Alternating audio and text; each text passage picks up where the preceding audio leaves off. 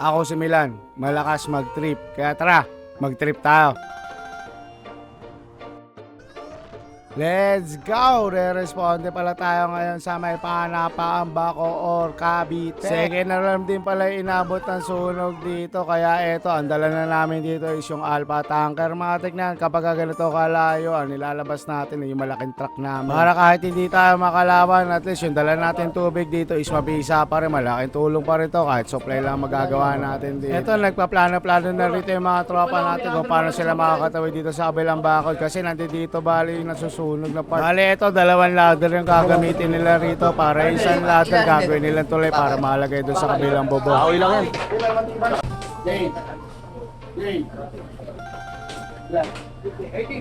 Ito, bato din. Nasa iyo mga pwede.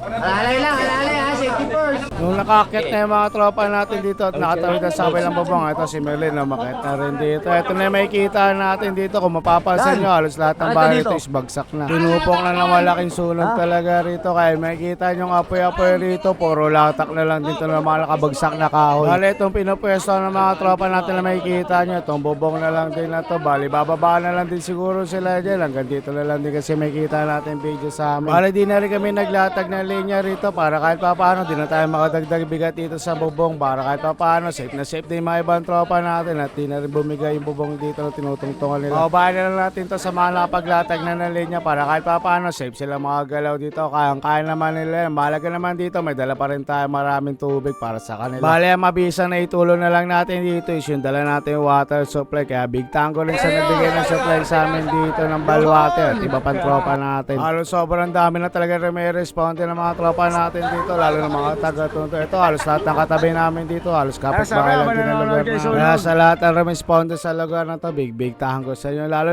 sa mga kalugar ko, kahit na napakalayo natin, sisipag nyo pa rin lumabas sa lugar na to. Basta alam nyo talagang kailangan ng tulong natin, anytime, anywhere, talaga lumalabas ng mga tropa natin. Ito, napakasipag talaga ng mga kasama natin. Thank you. Wala namin, mga boss. Ingat.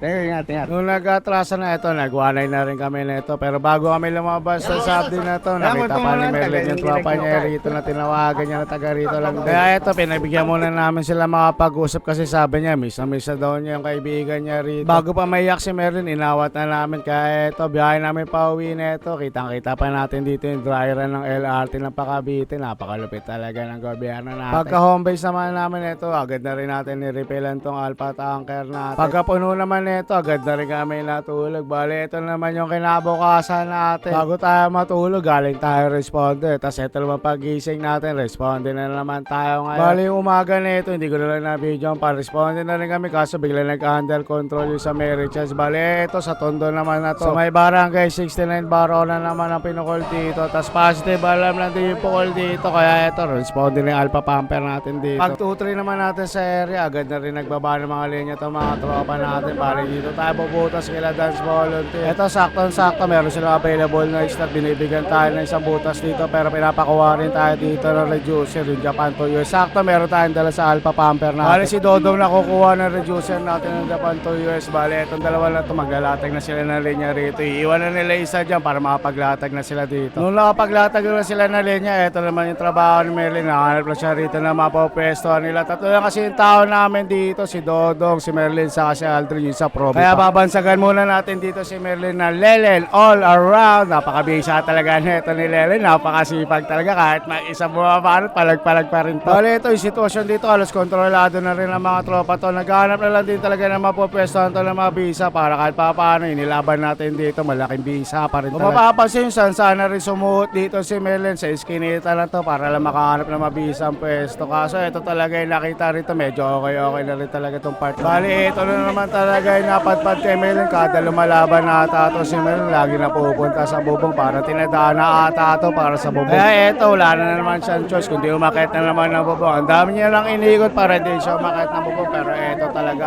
ata para sa kanya. Dito kasi makakapag na sila. Kaya kayo ready. Sa isa lang ha, butas kayo ano ha. Yeah, brother. Oo, umakyat dong.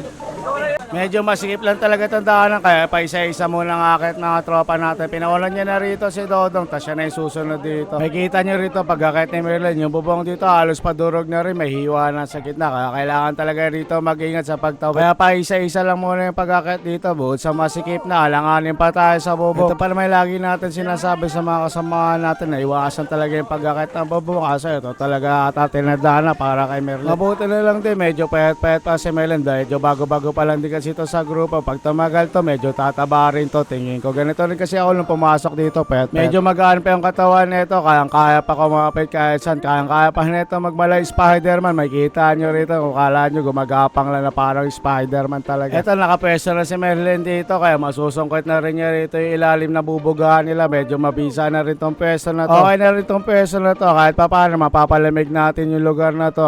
Kita nyo naman din na bagsak na. Ito na lang talaga yung mabubugahan ng mga tropa natin. Medyo kinakailangan lang din talaga magdoble ingat ang mga tropa natin kasi medyo hindi na stable yung pinapwestohan nila at saka nagbabagsakan na rin yung mga bubong dito. Kaya tamang sipat, kilatis na muna sila dito sa may bintana para lang makuling din tong part na to. At dahil sa wala pa tayong masabi, shoutout na lang muna natin mga ibang tropa natin dito. Shoutout sa SAC Fire Rescue Volunteer. Shoutout na rin sa Alert Fire and Rescue Brigade. Shoutout sa inyo mga lord. Shoutout na rin sa Barangay Bago Aplaya Medical Responder Volunteer. Big shoutout din pala sa San Isidro Galas Fire and Rescue Brigade. Big shoutout din sa Elise Fire and Rescue. Big tango sa inyo mga lodi. Salamat sa suporta nyo. Pinapa-shoutout kayo ni Nobel XB. Shoutout din pala kay John Michael Francisco na lagi daw updated sa mga video natin. Maraming salamat sa suporta mo, lodi. Napakabisa mo. Mabalik tayo sa nangyari ditong ganap. Ito, patuloy pa rin pinalalamig ng mga tropa natin tong side na to para kahit pa paano bago natin iwan or pag pinasok na ng may-ari, malamig na rin tong side na to. Makikita niya, may bumubuga rin sa kabilang side. Mga tropa rin natin ito. Nagulat din yung mga ibang kasama natin dito kung saan daw sumiksik to si Merlin. Tinanong saan siya dumaan dito.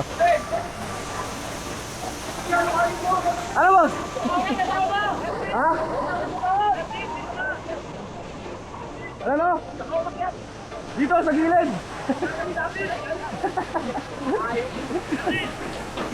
Okay na. May ground. May ground. May ground.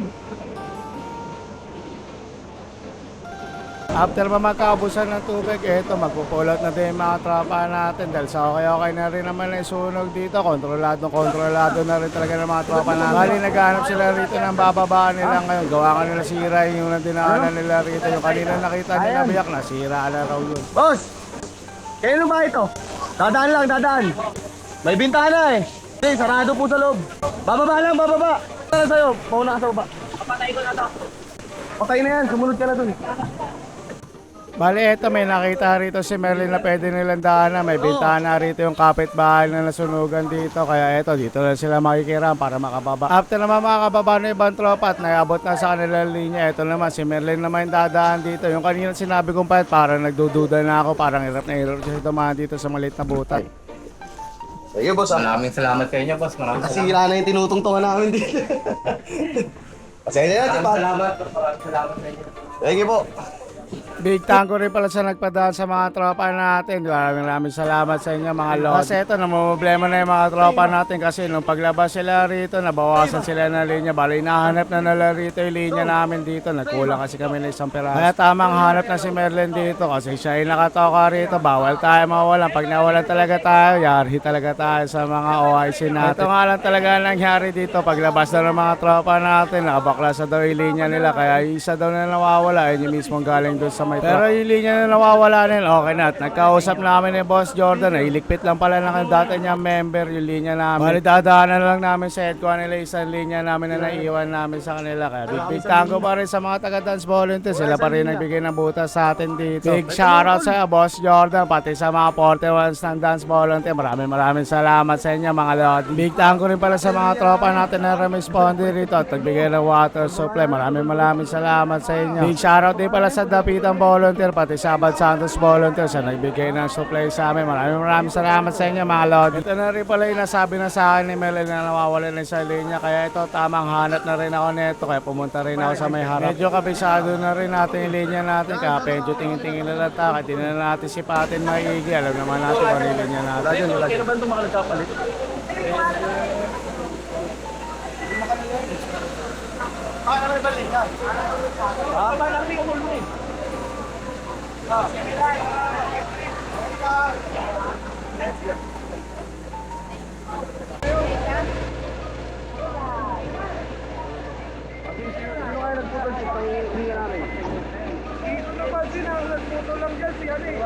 At tinanggal ko sir, si Jake tsaka si Makino, nakaway. Nagulat na lang ako, wala na yung reducer, reducer na natin. Yung reducer natin lang, nakakabit sa kanila to. Yung linya na nagputol yung sino. Naputol na! Naputol na, oo. Boss Mau! Bakit? Hindi, bibigay mo sa ninong ko. After naman makapagputol ng linya rito ng supply, waiting na lang din tayo mag-atras sa ibang tropa natin para makapag-atrasa na rin kami rito. Nung meron ng pwede daanan na maatrasan, eto, matras na rin kami rito. Sakto-sakto, nagkaroon din tayo ng awang, kaya eto, nakapag-home-base na rin kami. After naman natin maayos yung lahat ng mga gagawin namin dito sa pagparada namin ng truck, matik na to. EFT na tayo ng mga kabip-bip natin. Sakto-sakto, eto, cravings natin ngayon sa tayo. Kaya eto, alam niyo na, saan tayo kakain pagkasabaw sa umaga sa pagbaba ng tulay yan. Paborito natin yan. At dahil dyan, busog na naman ang mga beep-beep. Kitang-kita nyo naman gaano karami naman yung ilalagay dito ni Manong. Mabisa talaga. Dahil dyan, dito na rin muna tatapusin ang video na to. Lagi kong papaalala sa inyo na 10-0, keep safe everyone.